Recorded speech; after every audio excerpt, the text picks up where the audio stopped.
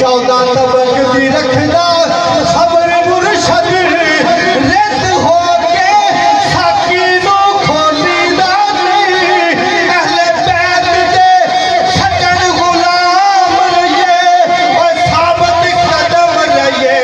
एवें डोली दादी साबत कदम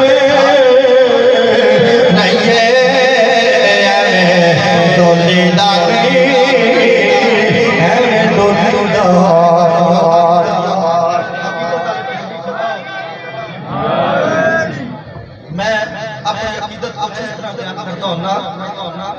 कि औगण हार नकमा ते कोछा समय औगण हार नकमा ते कोछा समय वक्ता अकल नु जंदरा सी मार छड़या मैं नकमा